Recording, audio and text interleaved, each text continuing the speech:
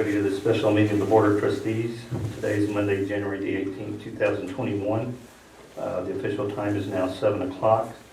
I do call this meeting to order and declare that we have a quorum present. This afternoon, Mr. Stansbury will lead us in the pledges, and Mr. Rector will lead us in the invocation.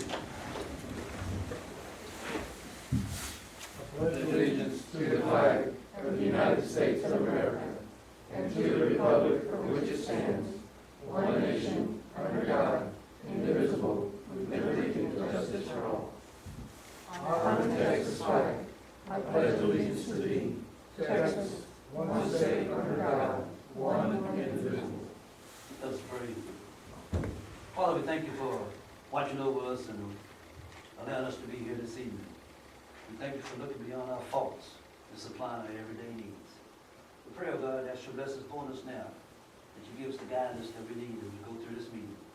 And we ask this in Jesus' name. It's for his sake we pray. Amen. Thank you. Thank you, gentlemen. I believe I have these names correctly from Weaver and Jacobson, Mr. Brzezowski? Yes, sir. All right. Nailed it. And Mr. Weisenberger? That's right. All right. 2 for 2. First item on the agenda is public testimony.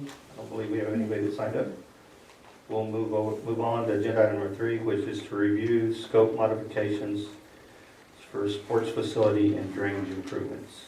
So just for board information, Tara's not feeling well, so she's not going to be here tonight. Wayne's going to lead out for us.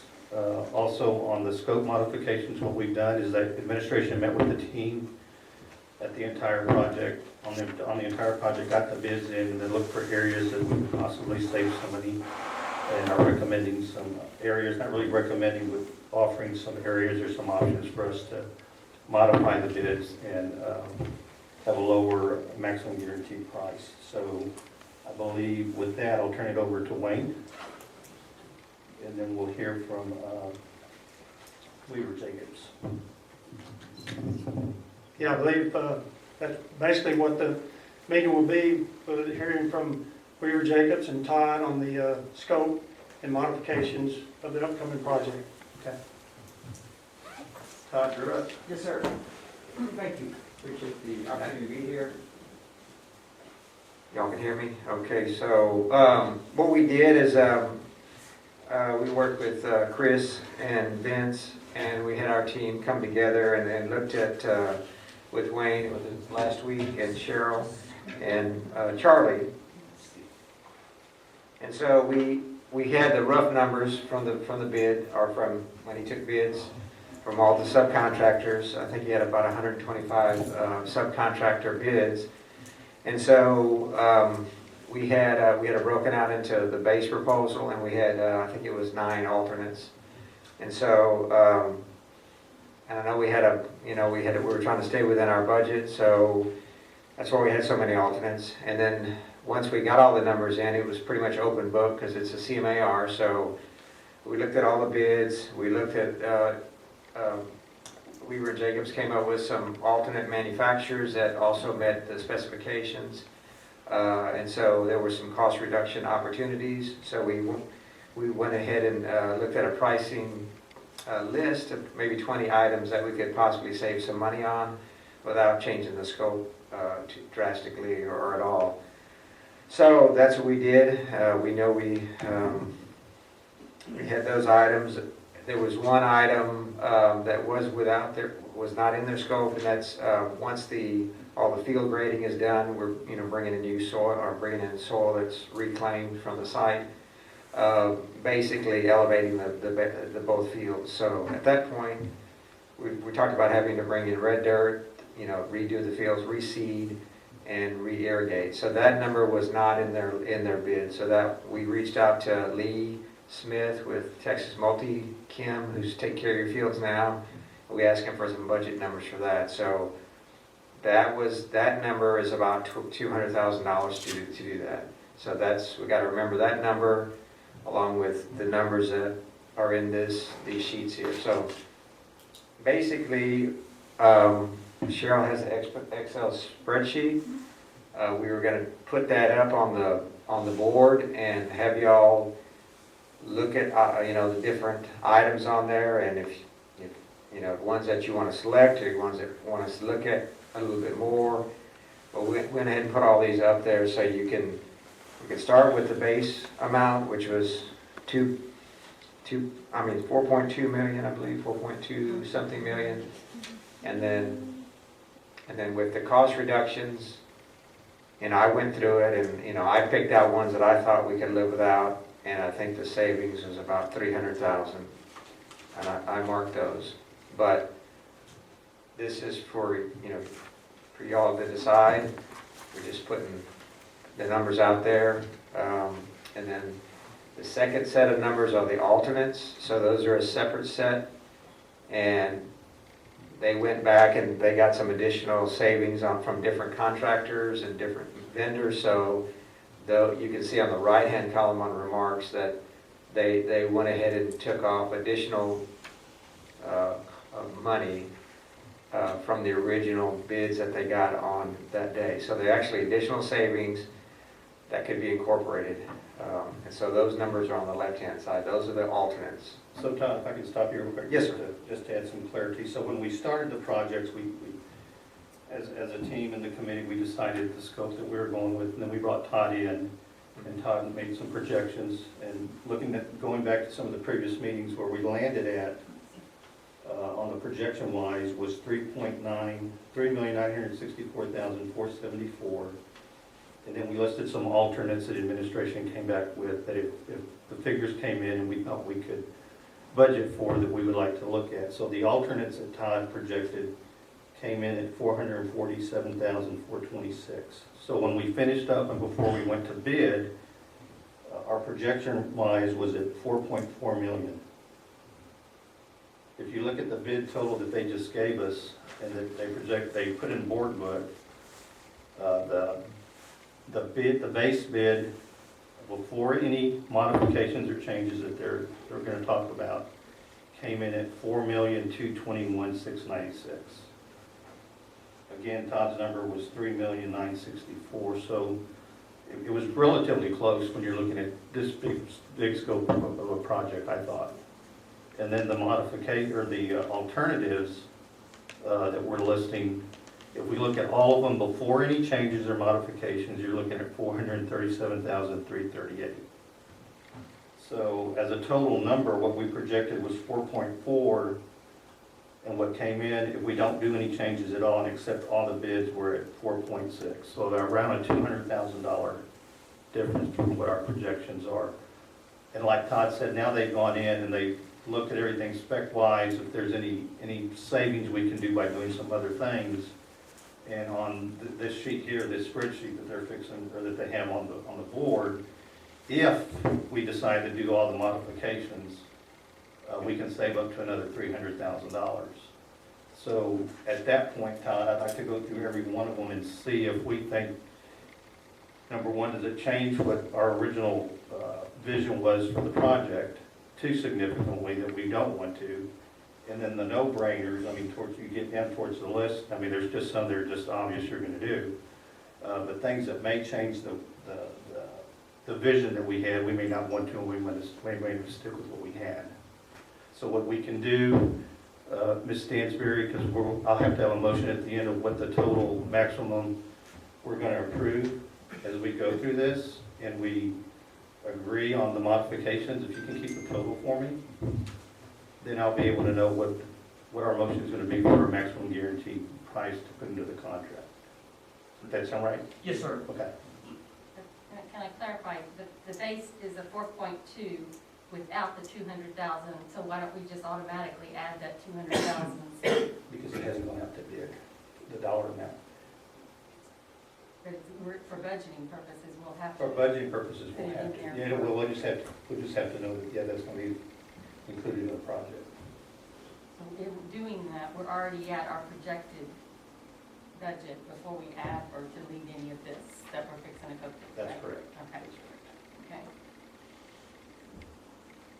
So you're going to go line? Yeah, by line? so basically, the first item, the first and second item were kind of, these were kind of put in at the very end of the scope of work. That was, rebuilding the parking lot. Well, the civil engineer did a full-blown design. He did the limestone, the geo fabric, the 2 inches or inch and whatever of asphalt. So he did a full-blown design, and that's what they bid. When we talked initially about having the county partner with the district buys the materials and the county installs it. But, I mean, that's y'all's, so we have the full cost of doing a parking lot, which is like $280,000 with the seal coat. But there's a possibility for savings there, having the county do it, but so it's just y'all's call whether the county will do that much work or they would just do reclaimed asphalt and top coat. So what I did, I'm sorry. Sorry, but didn't Karen already speak to that, to the parking lot, and say that pretty much the county? Yes, she did. She did say that she felt like the county, they already have a partnership with the school district, and that that's why I only put half there. So that's for the materials.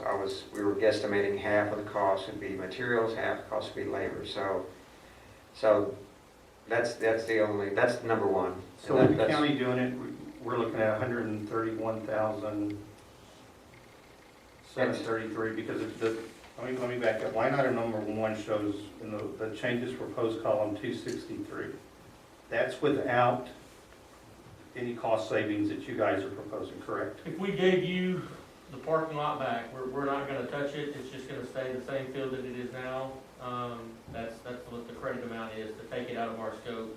I think what Todd was suggesting, his half or 50% of that value was more so for just a budget number to include in your general spending fund for that allotment if the county was going to come in and assist with the labor. We wouldn't personally buy the material, or y'all would purchase it through our contract. That would It's just included in the budget. That's just a placeholder. Yes, That's sir. correct. So, I mean, so really and truly, there's a savings of $131,733 if we agree to use the county like we've discussed through this whole project. That's our guesstimated savings, Okay. yes. Okay. So there's $131,000 off the 4.2 there. Yes. As we go down the line items, we'll total them out. These items are included in that 4.4 already? Yeah, everything's included in the Yes. 4.4. And so that's why I took half of that one. I took half the seal coat, which is not much. It was $62.50. And then number 3 is change all fencing and gates to hot dip galvanized in lieu of the vinyl I'm coated. gonna put those numbers in that spreadsheet that we have already told. Do you want me to put the 131, just 50%? It's, yeah, Okay. 131,733, I believe. Yes, that's correct.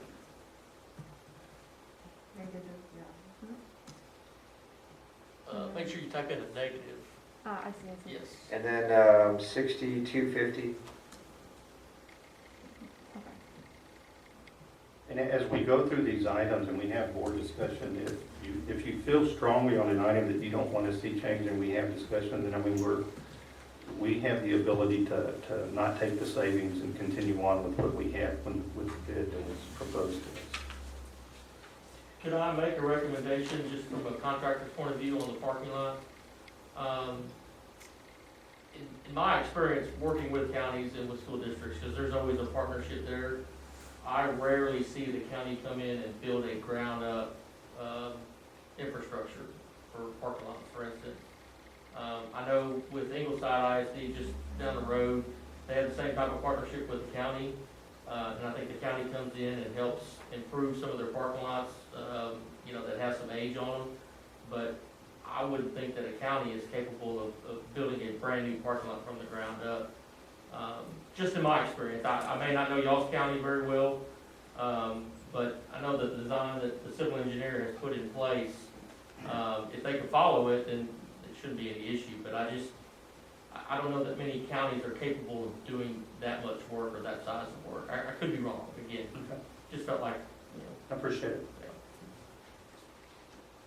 So item number 3 was changing all the fencing to a hot dip galvanized, basically what you got now instead of the vinyl coated chain link fence. So we didn't we didn't think that was too good of an option because it does rust and, pretty much within 5 or 10 years you're replacing fencing. So when we met together here, we thought that it was an option. It was $42,000 in savings, but maybe a better option is going to reducing some of that perimeter fencing, a little bit of that perimeter fencing, using some of your new ball field fencing to save some cost on that. And I have a, if we want to jump to that, I can show you that site plan where we reduced some of that linear fencing. I think it was 400 linear feet and stayed with PVC, but still saved $22,000. So if you see everything in red, that's all in red is that 6-foot high PVC chain link fence. And so at the very bottom is the biggest change, where we're coming off that ball field fence, and we're still creating a perimeter, but we're not going all the way out to the roads, and it's not a double fence along the Victory Lane. We still have it all perimeter fence installed, but we kind of simplified it a little bit, utilizing some of the new fencing that's going to be there already. So it's just an idea that we could maybe save some money on some fencing. We simplified it. If before, you remember, we had like 2 gate systems on either side of the ticket booth, we simplified that. So we have one gate, one fence across where the where the concession building is there. So that eliminated some fencing. But it would still be vinyl coated? Yes, sir. So all you've done is, number 4 reduces the linear footage, is all Yeah. you've done it with. That's correct. So we're either gonna choose 3, 4, 5, or none of them, correct? That's right. 3, 4, 5, or none of them. Okay. Number 5, I think, is the most drastic, where you're losing your ornamental fence at the main entry. So I think that would be a look you would not like to have, is a chain link fence in the front at the gateway, but the contractor put it out there as an option. For me, I'm not in favor of going from the vinyl coating to galvanized. I have this vision now that we've seen the renderings, Yeah. that's in my head of what it looked like versus what it's gonna look like by changing the square footage. That's up to board discussion if you guys wanna reduce the linear footage of the fencing all the way around the project as we wanted to. Any discussion? I don't want to water it down. Thank you. It needs to look, Okay. that's my opinion. I agree with Ms. Diostas. So one of the things, yeah, one of the things, and of course, it all revolves around money. Money is make the world go around, right? And we've had this vision that we worked with Todd on the project that we had, and I don't know how much they shared with you on where we've been since the hurricane and the windfalls that we had with FEMA, and why we're even able to be sitting here talking to you guys, because of the money that we were able to get from insurance and FEMA. And a poor little district, a rural district like us has been cash hungry for many years, and just tried to do a Band-Aid approach the best we could. I think our maintenance department and administration team has done a good job considering our budgets. So this is kind of a vision that we've all wanted for many years. So when we were planning it, we wanted the Cadillac. So like Ms. Diostas said, we don't want to water down, but at the same time, we want to be prudent with taxpayer money when it's just no-brainers. But actually, watering down the aesthetic look that we envisioned is something that and I'm speaking for everybody, I don't mean to, that we're going to be going real slowly with, because we don't know that we want to do that. Is there anybody else that feels like Adele and I do about watering the fencing down? We want to leave it like we had it and not do 3, 4, 5?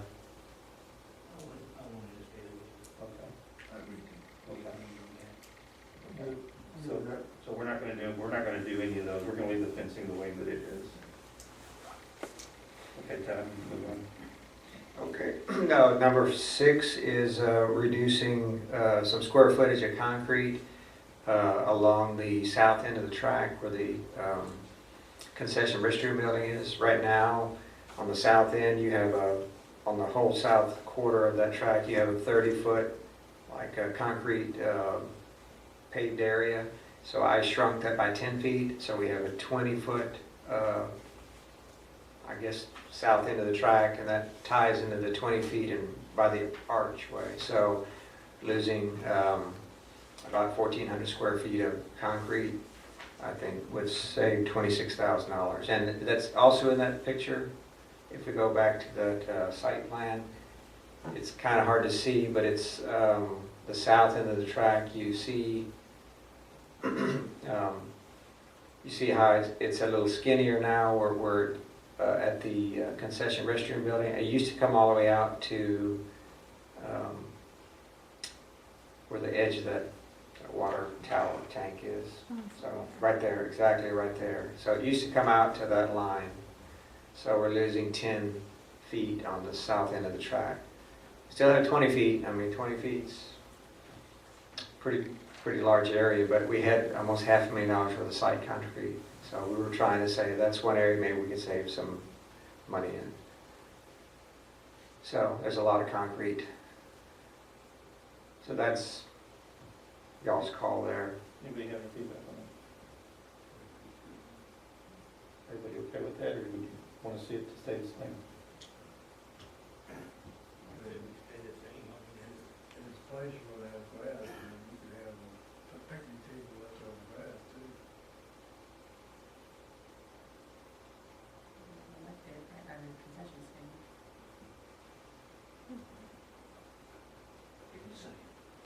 We got three leave it the same.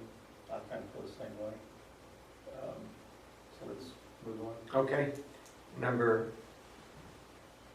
7, that was put in there, the contractor put it on there, but the intent for that one is, that's the curb below all the perimeter fencing at the ball fields. So that's for down the road when you bring turf in, it's already designed so that you've got the curb there to do the artificial turf fields. Does that, and this may sound crazy, but does that help our maintenance department having to weed underneath that area? Most definitely, it will. They don't have to run their mowers up against the fence and, run into posts or anything. And again, same thing with the weed eating. They're basically just going up against the back of the curb. And it kind of falls in line, if we decide to go to turf at some point, we've already got it.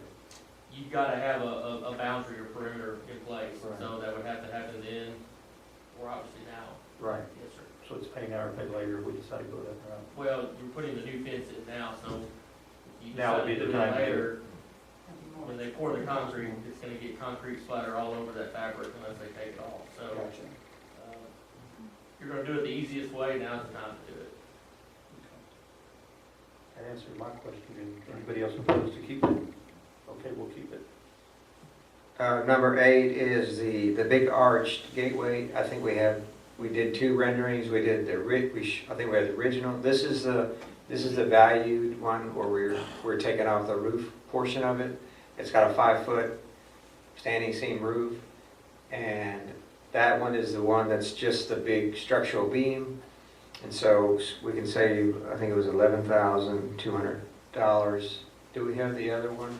This is not one I have. Okay. I don't know if I have Then it's basically, it's got the same dark bronze roof as the other structures. That's what it was in the video. You probably remember It doesn't look more custom, I guess. Yeah, it's just, it's got the tube framing, and then and then you've got your standing seam. So it's basically, It dressed up. it dressed it up. Yeah, I mean, it dressed it up a little bit. Well, we got there. To me, it's worth $11,000, but that's just me. Okay, I mean, I'll keep it, but it's up to you guys. Do y'all want to go with the original one or this one? I like the original. We'll keep the original. Okay. Then we have, okay, so the number 9 is, we had a particular structural steels design for the dugouts that was, it was made out of steel basically. If we went to a metal building manufacturer, which is more standard, components, pretty much almost the same function, the same look. We could save, there's a lot of money to save there. I think it was 60-something thousand, was it 63,000. So we felt that that was, a lot of the photographs y'all showed me was that design with the metal building structure. Metal roof, which is what we had before. There are 4 or 6 posts instead of just a center post. So it's just a different design, doing the same thing basically. You can paint those whatever color you want, and it would save the district a pretty big amount of money there. So to me, that was a no-brainer kind of. But I agree. Good feedback. So what's the dugout? prefab. It's just a prefab. There's no, you don't lose anything in structure, you don't lose anything in The functionality. integrity of it's the same, it all still meets windstorm compliance. It's just a different way to build it. And it's instead of being in a fabrication shop that's, you know, there's a lot more members when it comes to the original design. This is just a more economic, efficient way of doing it, but it still meets windstorm. It's still gonna be engineered. Still gonna look the same. Still look, you know, in one comparison, your batting cage canopies or the bleacher canopies that are alternates, those are pre-engineered structures. So it's not gonna look out of place, it's all gonna look the same, which I think is a big plus, you know, when those are considered, but yes. She said we can paint Yes, sir. whatever color like it. We Yes, just go with the same purple that we're using elsewhere. Yes, sir. Several different ways to do it, dugout. Yeah. Chain link fence, you can do it concrete, you can do it wood. I mean, I've seen 50,000 dugouts in my life, so. It was a complex design of what the structural engineer put together, that's what made the difference so great. It wasn't an easy build the way it was originally designed, so. Maybe they just thought it's big enough to handle the kids or whatever, and but there's ventilation going through there, especially in the weather down here, you know. Just on the home side, we don't want any ventilation on the Yeah, business, sure. right? Those kids will sweat. And Todd, correct me if I'm, just to clarify, the dugouts on both fields are gonna be the same size that they Yes. currently are on the baseball field. Yes, This is yeah, all actually a little ones. bit bigger. A little bit bigger. Yeah, 34 feet, I think, they're all 34 feet. There's 4 of them, so, yes. And I don't remember from the rendering, just let me know here, on the protective side for the balls to keep going in the dugout, are they gonna be open? Is there screening? What is There's an 8-foot chain link fence all that, the way across? all the way, well, there's, I think, a 4-foot opening on each end, but yes, it is, it's protected. It's that vinyl coated fence, matches. I think the savings worth it, considering all the information that we have before us. So is there anybody that's opposed for us to taking the savings? We'll take the savings on this one. And number 10, there's also another opportunity. The contractor found another manufacturer that duplicates pretty much exactly what we had specified, and just to go into a different manufacturer, not changing anything as far as looks. I think it was $17,000 savings. So, And you guys have experience using this contractor you're talking about? We actually used them at the ball fields that we did in Bay City recently, so last year. So, and I think, you know, the one that they had specified, they were the cream of the crop. They make a vast variety of different products, and it's, you know, it's like you're stamping Cadillac on a car versus a Chevy. I mean, it's, you know, they're the same build. One just has a little bit nicer shocks. For the name brand. Yes, ma'am. Anybody got comments? Take the savings? Anybody okay with the savings? take the savings. Number 11 was, there were several items, I guess subcontractors had offered, and our engineers didn't have any issues with any of those, except item 19. Well, we did, 19 was the only one he didn't have a problem with, which was surge protection device at a certain panel. Must have something to do with computer or computer network or equipment. But he was okay with items 11 through 19. I mean 11 through 18, sorry. That was just the surge protection is just it's a piece of equipment that's mounted on the main disconnect panel. So that way if there's a surge from the city side, it doesn't fry the guts of the panel or anything like that. It's a protector of that. It protects the panel part and equipment. Anybody have any questions on 11 through 18? Oh, I think number 16, Yeah, I was we gonna say wanted to maybe keep 16. That was air conditioning at the ticket booth. And it was only $1,250, so I would say keep that if possible. So we're gonna take, correct me if I'm wrong, if anybody wants to speak up now, we're gonna take the savings on 11, 12, 13, 14, and 15. 16, we're not gonna take the savings of the AC and the ticket booth. On number 17, can you speak to going from, Copper to aluminum. yeah, So the difference is the cost of the copper, obviously, with the market that often like it is. If there is a downside to aluminum, I would say that there's two. Current through aluminum is not as clean, and I use the word clean very lightly. I mean, when you've got that many volts coming through a line, you might lose a half of a volt maybe, so that's not gonna really impact the system here. The other disadvantage with aluminum is if you're having to work it continuously, which you guys won't, but if you're having to take it off of the bus and put it back on the bus and you're constantly working that aluminum wire, it's a little bit more frail, and it loses its strength over time and it'll start to break off. Over copper, it's more malleable, so you can kind of, bend it different ways. Nobody's gonna be messing with those lugs enough. from a longevity standpoint, the copper would be the way to go. Most definitely, no doubt.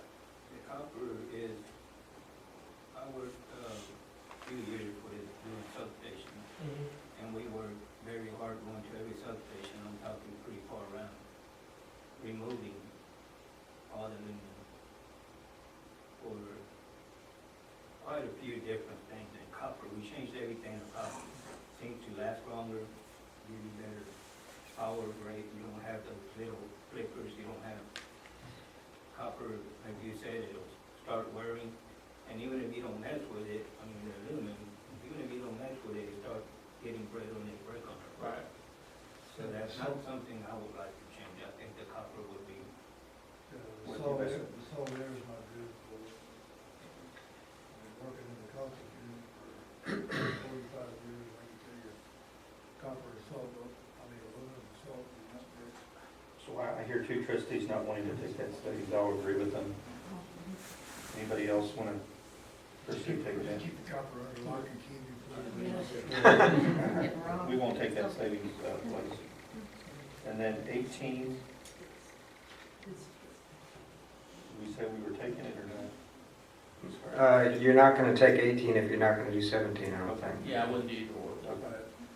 And then 19, you guys are not recommending us do that, correct? Right. Okay, so we're not taking 19. And then 20, speak to that, Tyler. Well, 20, to me, it's that these are all the lights except the site lighting, which is, we were trying to match what you have at the gym. Though, and that's not in these costs. That would be additional cost savings if we went to a different fixture than what we have at the gym. But I don't know enough about these lights to recommend the $3,800 savings, because I think they're just LED lights inside the building, so. So we're not talking about the exterior lighting? No, the exterior lighting, there was a bigger savings for that. I mean, and there are some nicer aluminum fixtures that look really good on the site, And we could save, I think it was, what was it, was it 20,000, something like that? $20,000, it was 9,000 and 11,000. So right now, the way that the plan is to continue the lighting, the same type of light that we have at the gym all the way throughout. Yes, I think there's like 37 fixtures, I mean, there's quite a bit of site lighting, Right. so, but it's an expensive fixture, it's not a, I understand. I mean, again, going back to our vision of what we've had, and I'll just throw this, I drove by Falk the other night, and hadn't drove by it in the front of the building, I've gone through the backside, but to go in front of that building at light, the way that it's lit up and to see the concrete and to see how beautiful that building is, yeah. you know, goes back to what I think what we're trying to accomplish here. So we won't take that 20 Okay. savings on there. So that's, I think, pretty much it for that. So Blaze, I'm sorry, I can't see that number. Let me zoom in. I'm sorry? Let me zoom in so you can see. Now, this is including this top one here. Yes, that's correct. That's what we wanted to But do. number 20, we decided. Correct, I did not add that one. So let me zoom in so you can see it. Here it is, 3.9. So that drops it to 3.9. So let's back up a little bit, just because personally, you've made me be a little reluctant now with the parking lot and the county.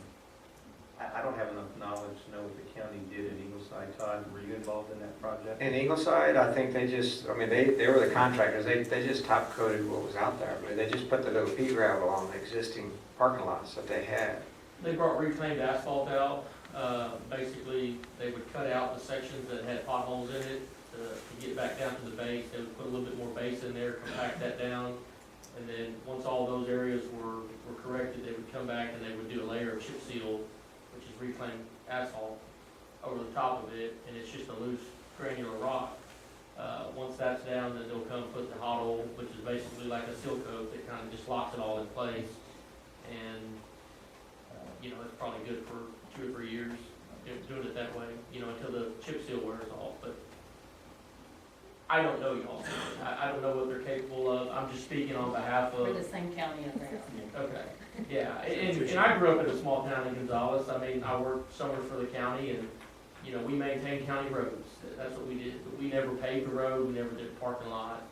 And I would say, I hate to compare y'all's county to ours, but it's size and, you know, it's all kind of the same. I don't know, you took down Avenue A, and I think part of Avenue A down there is precinct 4, and they redid that whole thing, and within a month, it was just bumpy, you know, it was just like, like going through a roller coaster on it, just with all the bumps and things on it, so. Yeah. That same problem we did the same thing, they came and poured that road for that Audi parking lot we used there, right there. Where they put reclaim. And that, if you go look at it right now, it ain't even been, we did the outage in November of last year, and you go look at it right now, and it looks like a washboard. And I kind of feel, we got a little extra money there, that's worth, you know, I think having him do, somebody else in the If county. you're gonna put that in the next 2 or 3 years. You also there's something that's depend gonna upon the last 10, county 12 years. to, with their work schedule, and when they're gonna do it. And, you know, it could be drag out, but he's now gonna have a firm date when everything should be finished, so. Or either we might have to talk to Ms. Cook, she might know something that we don't know about it, because she made some negotiations with the county, didn't she? Yeah, Mr. Thomas is our county rep, or whatever they call him nowadays. He was using that as a campaign deal, now he's elected, so. Is this being videotaped? Oh, the video. Come on, please. I kind of feel like we should just build it up, it's gonna last 10, 15 years, maybe or more, and we're gonna do that reclaim, and we're looking at redoing it every 3 It's years. twofold, we use it for the football field, because we're changing the entrance to the football field. Right. And for years, we've been trying to get rid of the dirt and mud after it rains for baseball and softball. And if we're gonna do it, let's do it right. Yep, I agree. That's And my, since coming back another 2 years, a year and a half, whatever, changing things again, spinning the wheels for nothing. just gotta make sure I understand, the bid for you guys to do it from the ground up is $263,467, it's on there. That's correct. That includes the excavation, the limestone base, the geogrid, which is the fabric that goes down before that, and then 2.5 inches of top mix asphalt. So do I understand the board to say that we want to accept this bid and not go with the county? Do I hear what you're saying? Okay, now how long would that last? Just approximately. So as far as, everything's based off of so, I mean, how long it will last, it's gonna last a really long time, and I mean, you're not gonna have issues for that thing for at least a decade. So that's what we're looking for. If you come out and we start to see an area that's failing, it's something down below, we're gonna have to cut that section out and find out what's causing that, which is generally water. We'll replace it, we'll fix it, we'll put it back in place. One thing that we honor is always is warranty. And if something's happened that should be, that's not y'all's fault, that's not something that y'all called, we're there for it. So, but a parking lot that's designed at 2.5 inches, which most schools only put 2.5 inches at their bus loops, and then their normal parking lots are only 2 inches, you guys are gonna get a lot of life out of that. A lot of life. That's what we need right there. Take it off. And then that's 1 and 2, is that this one you consider 2? So now if you'll go back and let us see how much that hurt. So is that 1 and 2 as well? Okay. Number I two. want both Right. parking lots to kind of match. This is your number right here, 4.1. So let's move to the alternates. Alternate number 1 is the concession stand equipment, which is basically there's, I think, 3 or so stainless steel tables that are loose in there, plus there's 3 commercial refrigerators. That was the big cost, I believe it was the commercial refrigerators. So that was, they were like, I think about almost $5,000 a piece, $4,500 a piece for these 5-foot sliding glass, all your beverages, your reach-in cooler. So that was the $20,000. So y'all have another way to do that, getting a vendor to provide it, but that's that alternate. So the plugs will be there. If you don't accept it, You can use ice chest like you did for Uber. or you can use ice chests. There is an ice machine in the contract, I believe I don't know how many pounds of ice, a couple hundred, I think. It's a good size one, yeah. Pretty, Do we know but what equipment they have in the open concession stand that's still halfway good, they can bring over? I thought they had like a refrigerator like that with a sliding door on it with drinks in it already. I thought I saw one over there. Football stadium. We're not scrounging on a refrigerator, I'm sorry. I think, Well, I mean, about when we did the food there, I have no idea, I've never worked a concession stand. you look at the 5 football games and whatever the baseball, softball, it's not gonna be overused. There was some rationale what was the rationale for having the 3 times? there was 2 on the football side and 1 on the baseball, Having to softball go side. back from one side to Well, the they're not all other. in the same They're not the same. concession stand. Right, there's two, because it's a lot bigger in the football side, and the baseball side is smaller, so it's just got 1 5-foot, kind of like the at the basketball court, the one they have there, that's sliding. It's got the drinks in it. That has the stainless steel tables in there as well. Yes, stainless, there's like, I think 2 or 3 on each side. They're pretty big stainless steel tables on the back wall, so you can put all the product and chips and. I agree with Ms. Diaz, I said we're gonna pay this much money that we'll go with all new instead of bringing old equipment and those things. Does anybody else not wanna do that? And then alternate number 2 is additional concrete wall, paving. So all that is on the right, on the visitor side of the concession building. There was another, I think, additional like 800 square feet, just so everything matched as far as that side of the, but Site plan. I don't, if you bring the site, It was on the site plan. it's the area on the right-hand side that's kind of hatched more heavily, or it's got a little heavier shade on it. See the little peppered area by Right. the concession? That area right there. So that was additional. We broke that as an alternate That out. just makes it look like it flows better. Yeah, it's symmetrical. Right. I'm okay with that if everybody else says, I mean, not that much. Okay. Number three is all the site lighting between the baseball field and the new gymnasium, basically. All that 10-foot, 8 to 10-foot sidewalk there. We wouldn't have any lights there unless you take this alternate, pretty much. So that's providing, you just have stadium lighting right now on those sidewalks. It makes a big difference. And so Especially for night Yeah. games. I think it's pretty important to have lights out there. Right, How it's many pretty, light fixtures would there be? there's 14 lights along that, between the baseball field all the way to the gym. There's 14 additional site lights that go all along that kind of curved sidewalk, yeah. Do we have the original rendering? I don't know if we have the video, y'all have a copy of the video, I think, but I don't know if we, You don't know if you have it? but you can see it on that video, the lights.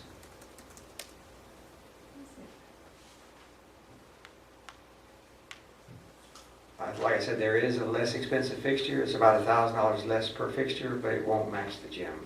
But it's still a good looking fixture.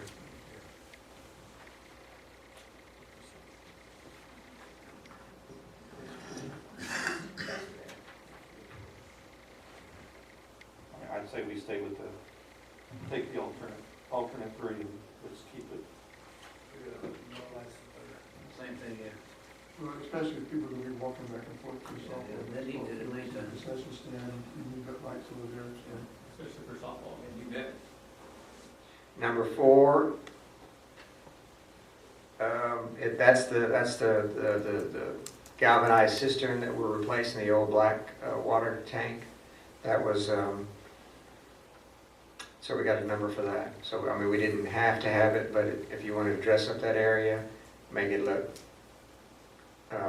more modern, I guess, nice, clean all that area up, that would be, and that would kind of partner with the Texas Chem, Multi-Chem, because there's possibility of even upsizing this tank to serve all 3 fields and not have, because there's an irrigation problem right now with enough water supply.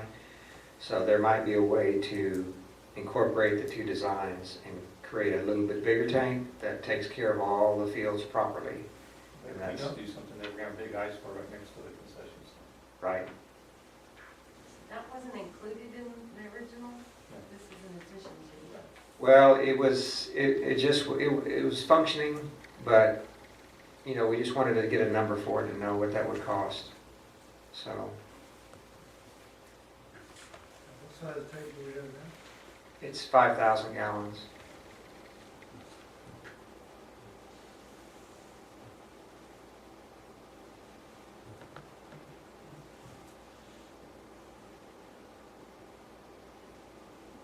I'm not opposed to doing it.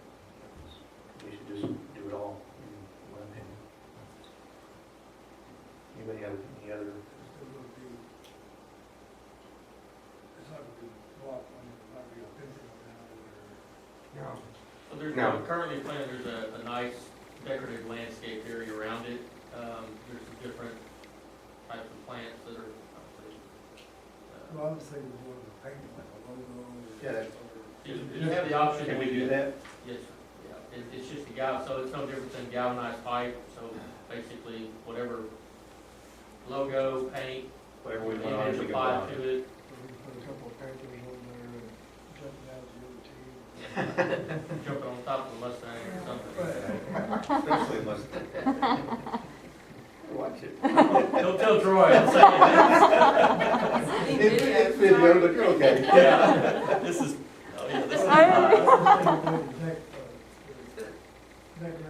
Absolutely. People won't notice the tank if the artwork's good. Yeah, It's actually a It's really very nice attractive. tank. It's an attractive tank. I mean, you know, it's got a sheen to it, especially at night. I think they look sharp, just because it has that galvanic look to it. I wouldn't go with any other tank, to be honest with you.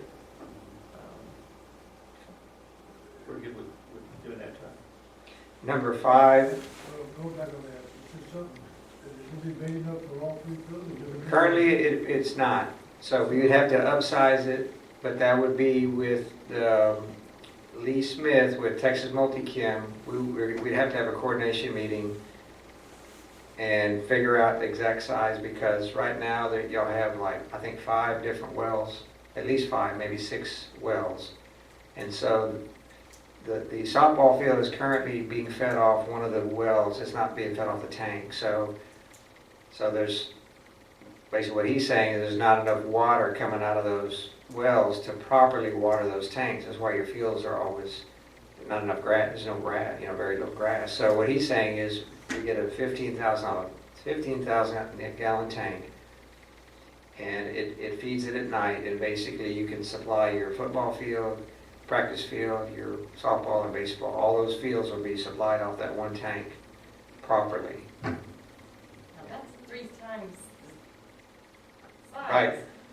He said 10 to 15,000, and we'd have to get the exact, gallons, but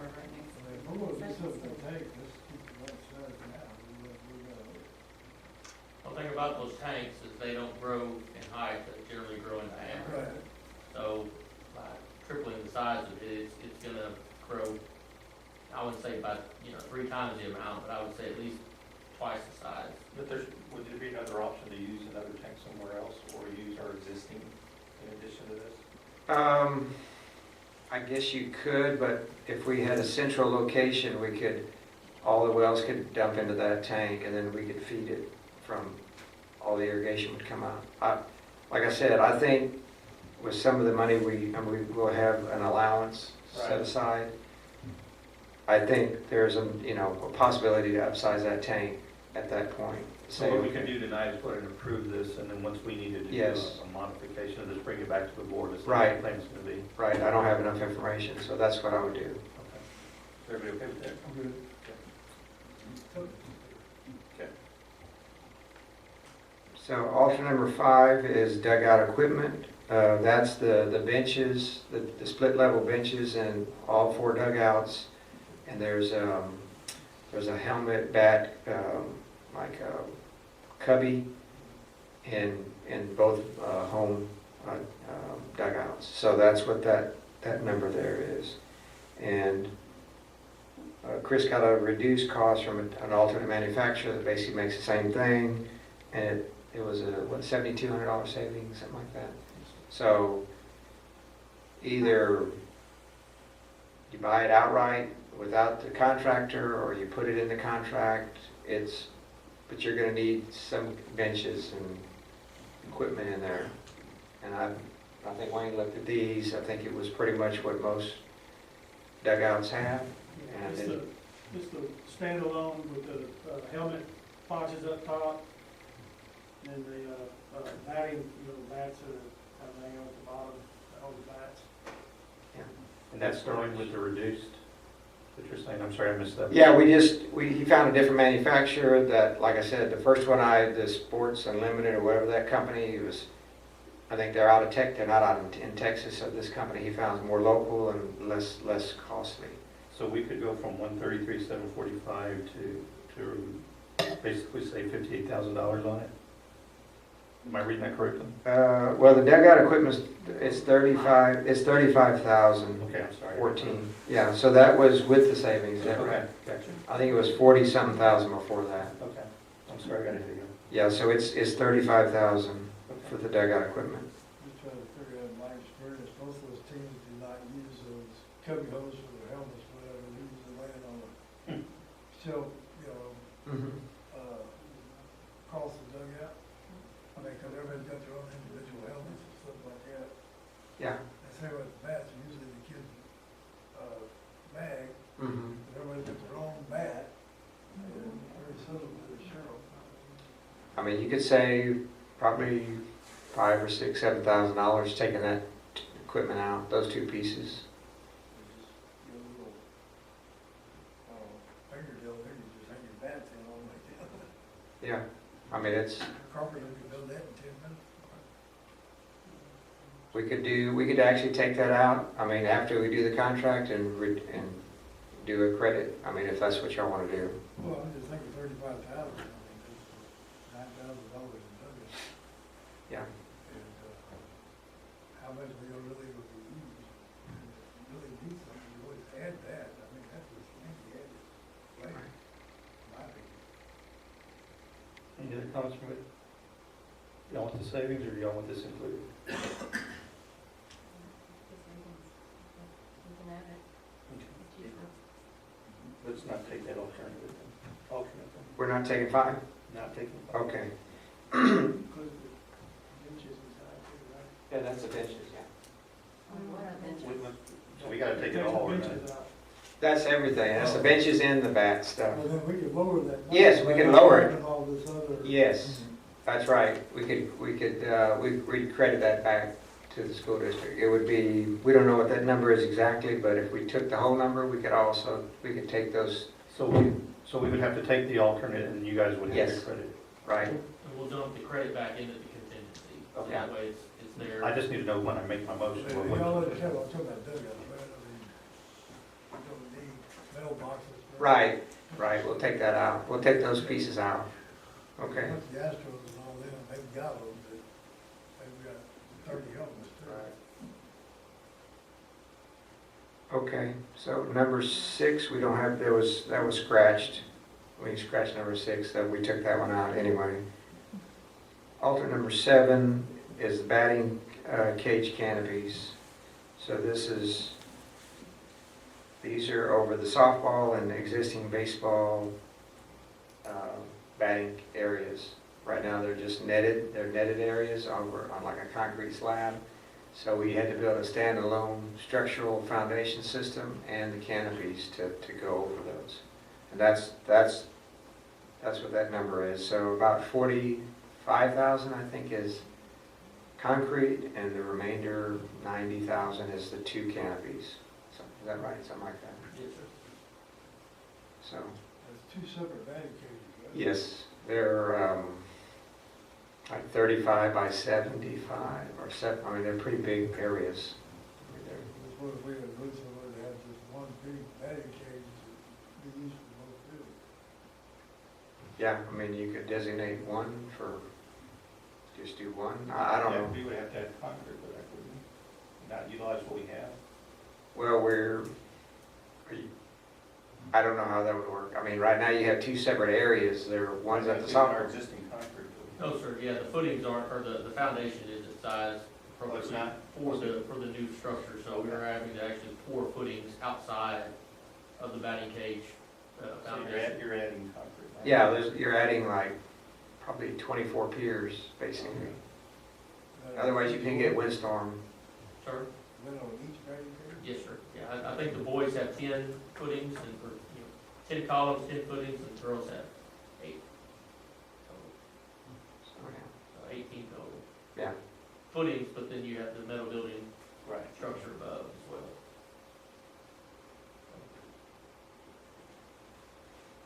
So that was kind of a wish list. I think that's why we put it as an alternate.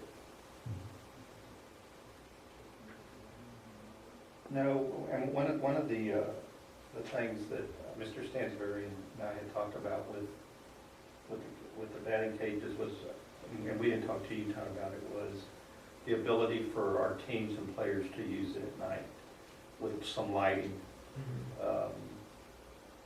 From the benefit of the team, when it starts to get dark, they can practice later with lighting and be safe.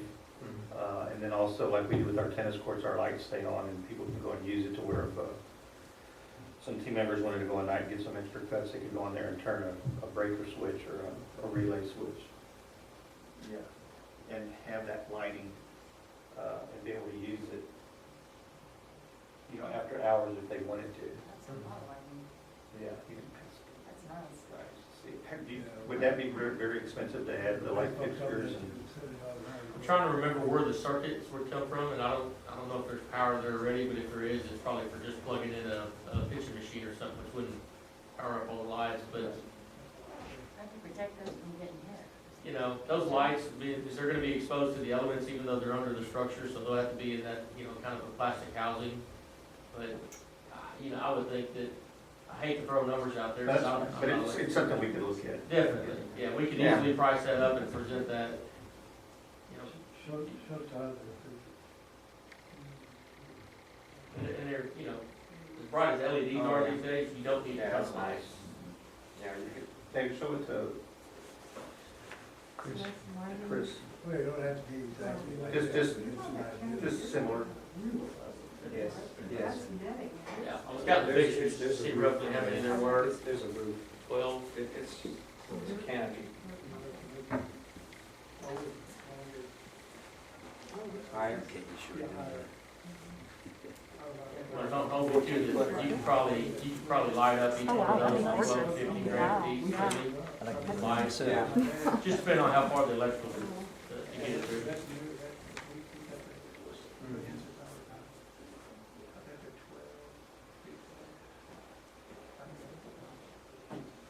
We're a little bit higher. So everybody's in agreement with alternate 7?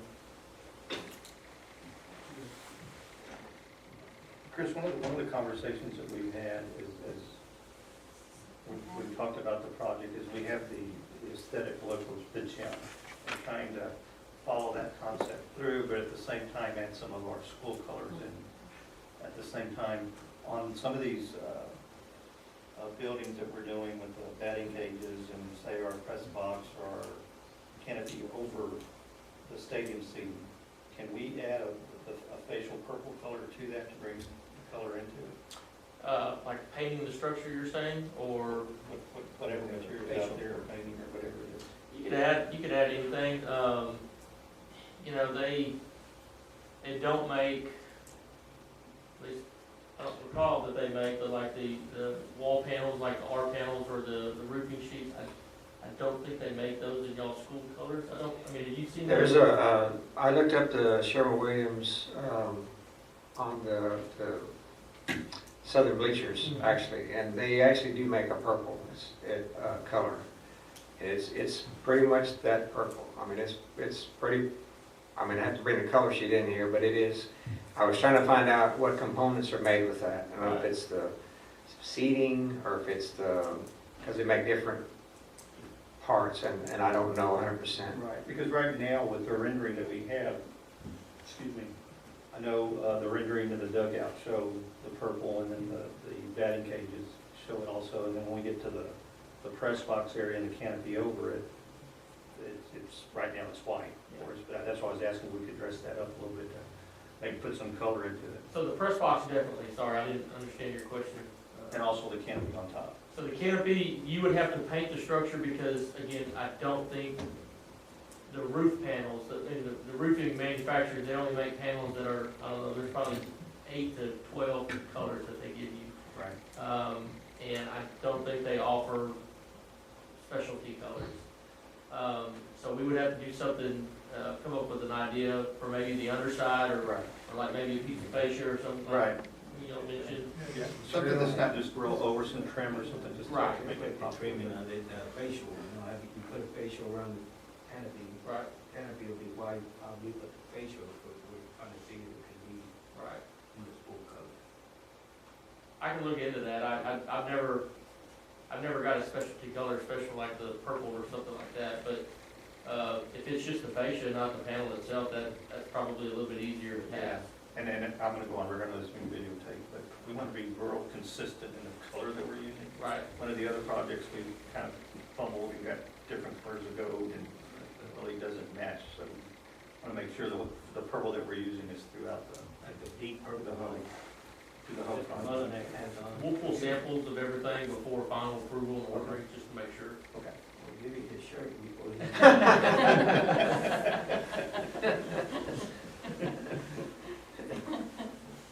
Okay, where do we leave off? Number 8 is bleacher canopies. So we had on the center section of bleachers, we had a section at the softball and baseball field of the center section is covered. Okay. And so that's what that is. That was broken out separately.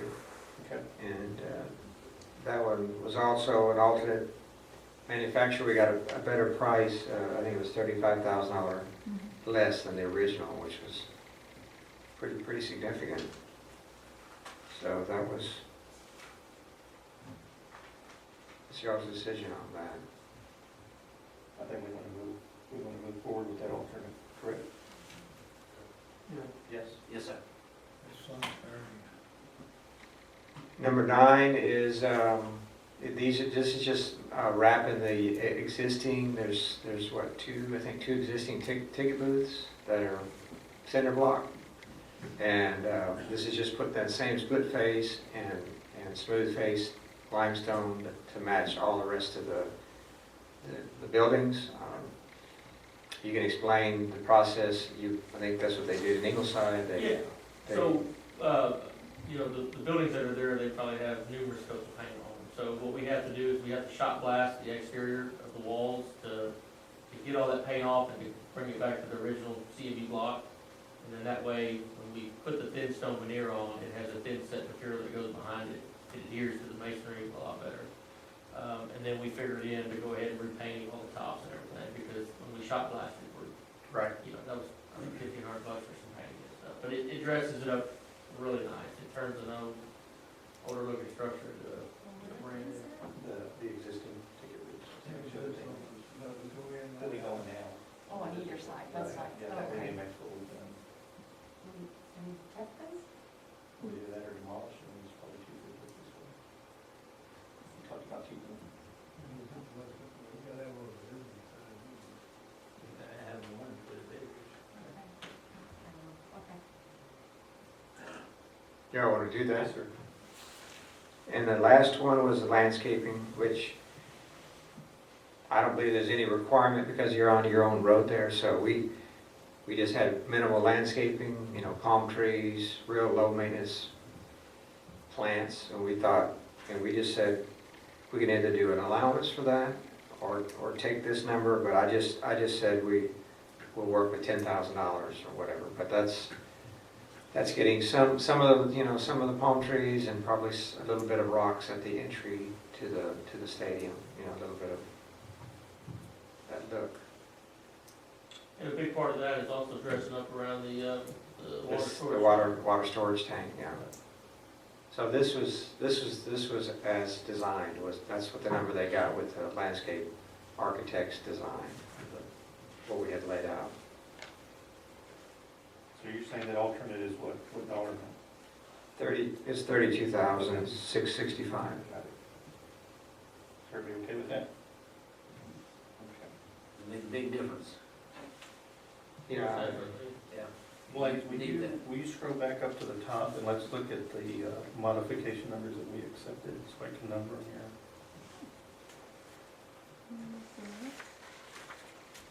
Number 9. I'm blind, guys, you got that? 9, 9, 10, okay, 11, okay. 12, 13, 14, and 15. Those are the ones that we agreed to, Correct. correct, to take. And then on the alternates, we did all of them except the exception of number 6. Correct. 6 was stricken. And the money's get you at the end, whatever we agreed to, you can send us a copy of that. Sure. Absolutely. So on the spreadsheet where with the savings, we're at what's that dollar amount? The total scope modifications accepted was $89,810. Okay, so the adjusted amount is what? And then that was, The last entry, it's 32,655 for alternate number 10. oh, thank you so much. Yeah, That was I- fun. What's the deal with that? We were like, where is that $10? There we go. So now what's the base bid now? So the base bid is $4,131,886. Okay, and then on the alternates? With the alternates, we accepted all but 6, so that's 1, 2, 3, 4, 5, 7, 8, 9, 10. What was And that then the total? total was $437,338 Okay, for a total GMP with modifications and alternates, $4,569,224. so that's where we landed. Correct. Okay. Anybody have any questions where we landed?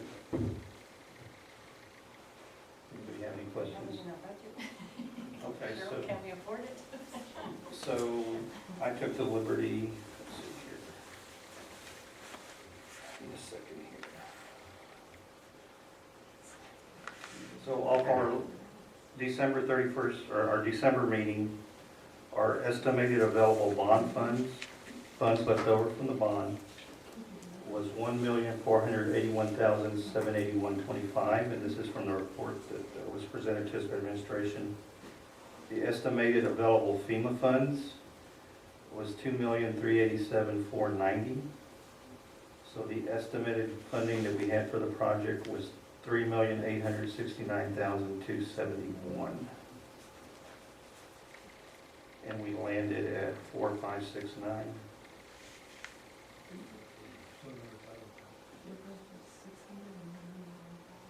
So you're looking at about $700,000 that would have to be funded out of fund balance. But we still have the 200 for the, No, you're right, we still got, that's another piece that's still out there that we got. So out of fund balance, when we did the audit that was presented at our December meeting, the total general fund balance was $5,809,530. And on line 12, our general fund optimum fund balance, in the calculation that we get, our optimal fund balance that the state says we should have is $4,635,294. So we have an excess fund balance of $1,174,236. So I don't think, plus we have our Chromebook reimbursement from the CARES Act. I'm We'll with you. spend every penny. We're gonna spend every penny. Which, I've got that here too, hold on. God, y'all are killing me. I don't watch Dave Ramsey, do you? So the Chromebook dollar amount was $300,850. Is that right, Cheryl? 340,000. Yeah, I think 70% of it came in at like $200,000, $220,000, Should be getting about 200,000 back. which will pay for the bills. So, like we just discussed before when we went into this, we knew we had the 3.8 available to us with FEMA money and the bond money, and the question was, what is our comfort level in going into fund balance without, number one, being prudent, and number two, being good stewards of taxpayer money, and then looking at our vision of where we're going. When you look at all the growth that's happening in the area, and look what everyone's doing around us, everybody sitting, Ingleside, us, everybody's doing improvements to their facilities. Doing it, number one, because it needs to be done, and then number two, because of all the new people that are moving into the area, trying to position ourselves to attract those families to want to come to school here. So when we look at everything we've done with curriculum, our pathways, this is just another segment to finish up our vision of what we want APISD to look at and what we want to offer when we're trying to attract families. So I think our fund balance is still healthy. I believe Ms. Stansbury, I don't want to speak for you, but I think you believe our fund balance will stay healthy, and we have to use. Yes, sir, I think we're in a good place right now. What's the difference between like, what we just proposed or what we're going to propose and what we originally budgeted? What's the dollar amount difference? 600? I'm Or not are we going to be understanding. pulling out of the general fund then? I guess is the question. The numbers that Victor recited, they were spot on. 700? So, and that's That, I know it's not the 1.1 million that he said we had an overabundance of, but the state recommends the 4,600,000. yeah, And we have 5,800,000. 5,800,000 is the bottom line for our fund balance, yes. $699,953. We're at $700,000 coming out of fund balance to complete this.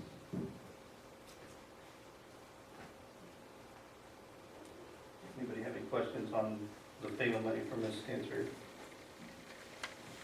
only number that's not in here is the seeding and temporary irrigation. Right, and what we have is we purchased 1,500, 1,600 Chromebooks for our students in order to do virtual learning, and through the CARES Act, we're gonna be reimbursed at 75%, so we're Okay.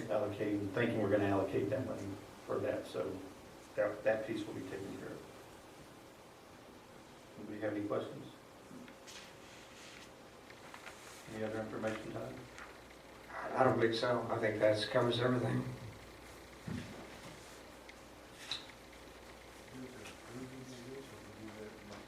No, we approved it tonight. Okay, so the 200 is for the fields, right? 80 is in their contract to maintain all the, once they regrade everything and temporarily grow grass on everything that's not the fields. Does that make sense? I'll say that again. So what they had in there, because with the drainage project, you're gonna be taking, I mean, everything's gonna be undisturbed and regraded, new swales. And so with the sand out here, if they don't seed that and temporarily water it between now and when it takes, Right. all the regrading and stuff is gonna eventually blow away and go back to the way it was. So they put an $80,000 allowance in there to hand water, temporary water and irrigate all the drainage areas. You're saying Kim still has done that? Weaver and Jacobs has. That's They included did. in the bid? So what we discussed when we presented all the bids and everything is we had a line item for irrigation, and seeding, all the disturbed areas. Because we're basically from the north side of the field where the new maintenance building goes, across the new parking lot on the left-hand side, across the east side, between the visitor stands and that facility, and all the way down to the reception. There's roughly 160,000 square feet of earthwork that's gonna be disturbed and basically left raw. The way that the documents read was that it was gonna be seeded by the owner, and I'm sure at that point in time, whenever the design went out, that was probably discussed, and that's probably why that said that. So what we discussed and brought up at the meeting is that there's roughly 165,000 square feet of this stuff, to seed it and temporarily irrigate it to make sure that it vegetates and you don't have a lot of erosion in a short amount of time. It's roughly 50 cents a square foot. So that came out to about 85,000. That we talked about, we said, we're just leaving it out for now, but I at least wanted to have that as a discussion item. Particularly for this meeting, but moving forward in the event that was something that the district wasn't gonna do, they wanted us to do. And you're saying that's included in the 200,000 you're talking about? No, it is not. It is not? It is not. No, that's That's an additional 80,000. That's separate, yes, sir. Right. So, But that's not something for us to take action on tonight anyway, because it's not included in the alternates or the. it is not, it is not. It's just a number information that, we need to know. pardon me? It's a piece of information. It's a piece of that we information we need to know. That's it. So Wayne, we'll need to make sure and visit with Ms. Cook, and we'll need to bring that back to the board on how we're gonna do it, whether we're gonna do it internally, or we're gonna go to third party with Weaver and Jacobs. Anybody have any questions on that part?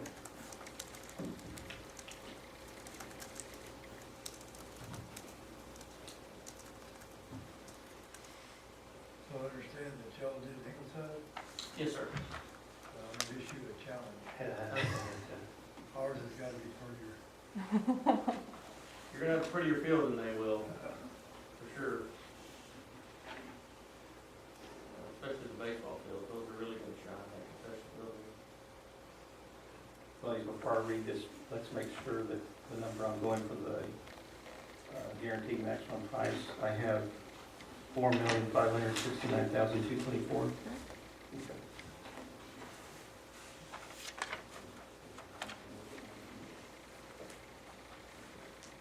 No, because I don't know if that means we've got to give it to them if we put it in the contract. I don't want to give it to them if I don't have to. They're gonna come in under bid.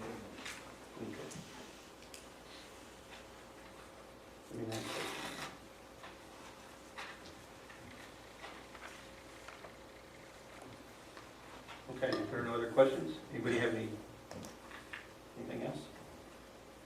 Thank you, Todd. Thank you.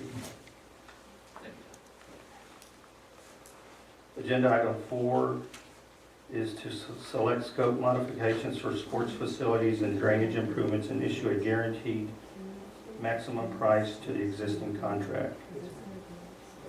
Do I have a motion to approve the scope modifications for the sports facilities and drainage improvements consisting of modifications number 9, 10, 11, 12, 13, 14, and 15, and alternates 1 through 10 with the exception of number 6. With the guaranteed maximum price of $4,569,224. A motion by Mr. Diaz, is there a second? Second by Mr. Stansberry. All in favor, please say aye. Any opposed? Motion is approved. Thank you, gentlemen. Thank you very much. Well, The next item is agenda item number 5 for discussion for future meetings. The athletic director committee is above a little, on their timeline is moving real good. We're ahead of schedule. At the last board meeting, we had talked about, not next week, but the following week, the board meeting and going through the finalists. I visited with Carol, with Karen, she visited with Wayne. They feel that as of Wednesday, they will have their finalists for us to interview. They would like us to meet on Saturday, so as not to lose any time and possibly a finalist take a position somewhere else to interview. I think Carol polled everybody said they could be available Saturday to do that. So if everybody's okay, we'll schedule a meeting for Saturday to do that. I just need to know the start time. Do we want to start at 11? Do we want to start at 12?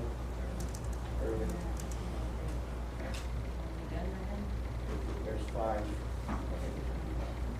So we'll start at 10 o'clock. Everybody be here at 10? 10 o'clock. Mr. Bennett, if you can work on that for us, I'll visit with you later.